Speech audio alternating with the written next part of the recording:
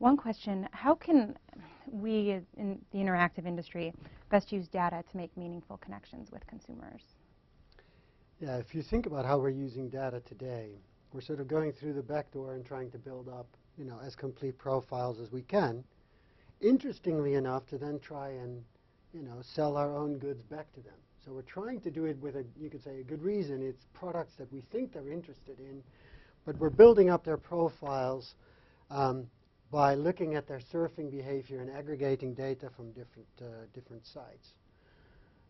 What I think could be a more effective way and more likely a way of the future is to have the users actually self-declare and share their data with us and share their more complete profiles with us, such that we no longer have to do the kind of guesswork that we're doing now when we try to connect users to products that they might be interested in, but we actually know.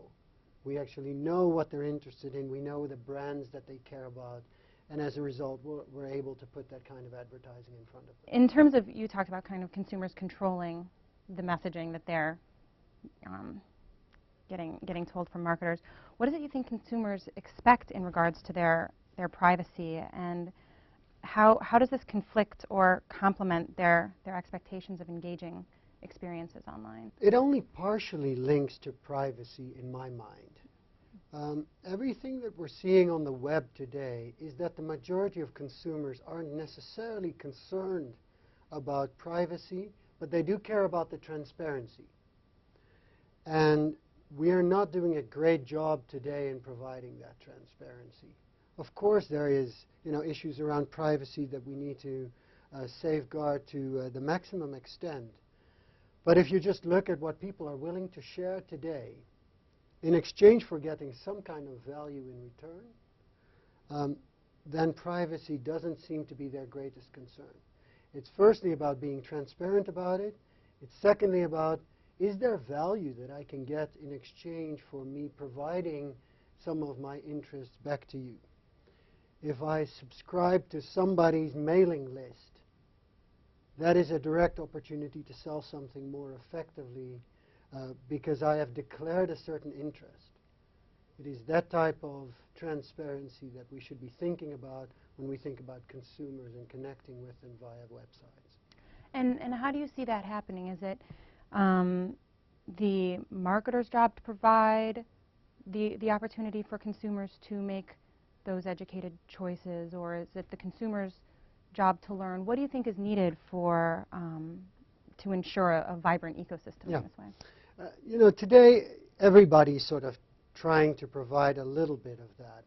If you think about how companies are trying to use social media to get people to opt in, if you think about how our companies are using IDs, all kinds of forms of IDs to get people to sign in and declare their interests and profiles, that is one way of trying to deal with that issue.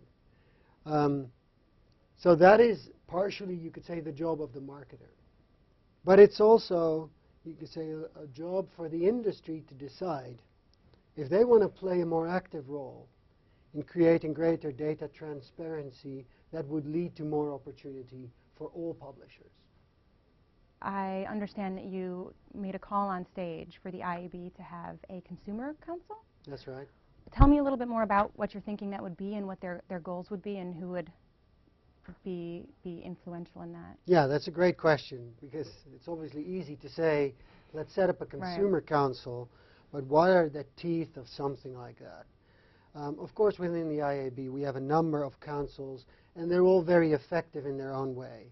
And if one of these topics come to the fore, then we look to this council to be providing some kind of expert opinion on the topic to help educate and to help guide decision-making that we do in the IAB.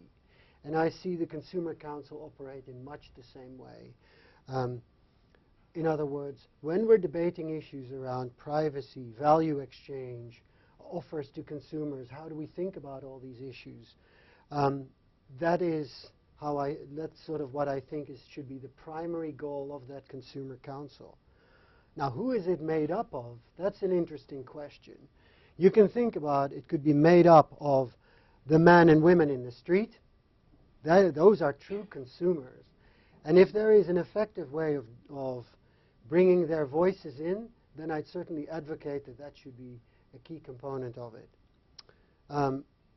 We might want to see some consumer organization representation into the council as well, to add maybe a little bit more validity of the opinions that come out of it. And lastly, we might actually draw from the industry or from advertisers and think about, you could say, experts in our own industry and in our own field, maybe including academics that could sit in a council like that. To me, what's important is let's try and make it real people with real voices and not some kind of academic or arbitrary approach and pat ourselves on the back for having a consumer council.